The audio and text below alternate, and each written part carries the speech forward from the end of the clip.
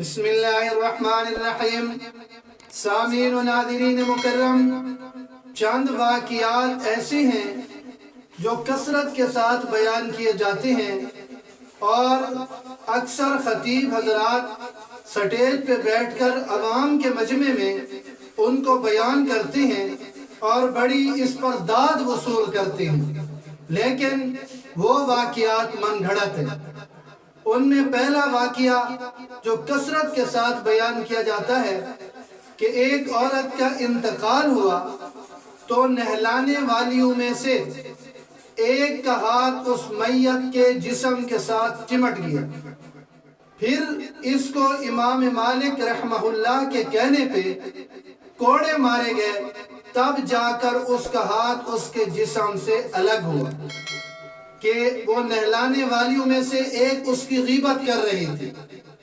اور اس کو برا بھلا کہہ رہی تھی کہ اچانک اس کا ہاتھ اس کے جسم کے ساتھ چمٹ گیا۔ جب یہ واقعہ امام مالک رحمۃ اللہ علیہ کے سامنے پیش کیا گیا تو انہوں نے کہا کہ اسے تہمت کی جو حد ہے وہ لگائی جائے، تو تب جا کر اس کا ہاتھ، جب وہ تہمت کی حد لگائی گئی، کوڑے لگائے گئے، تب جا کر اس کا ہاتھ جسم سے وہ الگ ہوا۔ یہ واقعہ من گھڑت ہے، حالانکہ کثرت کے ساتھ بیان کیا جاتا ہے، بالکل موضوع واقعہ۔ امام ذہبی رحمۃ اللہ علیہ نے میزان الاعتدال میں لکھا ہے کہ یہ واقعہ بیان کرنا ٹھیک نہیں ہے، اس واقعے کی کوئی اصل نہیں ہے، کوئی حقیقت نہیں ہے۔ اور دوسرا واقعہ حضرت ابوبکر صدیق رضی اللہ تعالیٰ عنہ کے حوالے سے مشہور واقعہ کہ حضرت ابوبکر صدیق رضی اللہ تعالیٰ عنہ نے ٹاٹ کا لباس پہنا تو آسمان سے سلام آیا اور کہا گیا کہ اللہ رب العزت کی طرف سے یہ پوچھا گیا کہ ابوبکر سے پوچھو وہ مجھ سے راضی ہے یا نہیں ہے۔ یہ واقعہ بھی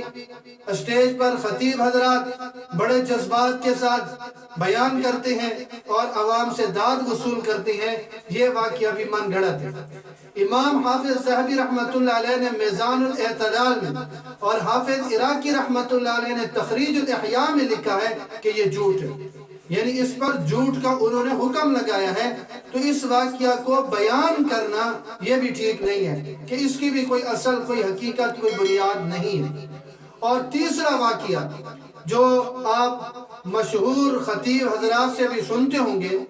کہ ایک صحابی رضی اللہ تعالیٰ عنہ حضرت علقمہ رضی اللہ تعالیٰ عنہ کی موت کے وقت ان کی زبان پہ کلمہ جاری نہیں ہو رہا تھا، تو آپ صلی اللہ علیہ وسلم نے ان کی ماں کو بلوایا تو معلوم ہوا کہ وہ ماں کا نافرمان ہے اور ماں اسے معاف کرنے پر راضی نہیں تھی، تو آپ صلی اللہ علیہ وسلم نے اسے جلانے کا حکم دیا، لکڑیاں اکٹھی فرمائی، پھر اس کے بعد ماں نے معاف کر دیا تو تب جا کر اس کی زبان پر کلمہ جاری ہوا۔ یاد رکھیے مسند امام احمد میں حضرت امام احمد رحمۃ اللہ علیہ نے اس واقعے کو نقل کیا، پھر بعد میں جب اپنی مسند کی تحقیق اور تخریج کی اور کاٹ چھانٹ کی تو اس میں سے اس واقعے کو نکال دیا کہ جتنی بھی احادیث ضعیفہ اور احادیث متروکہ تھیں ان کو نکال دیا، تو اس میں یہ واقعہ بعد والی مسند امام احمد میں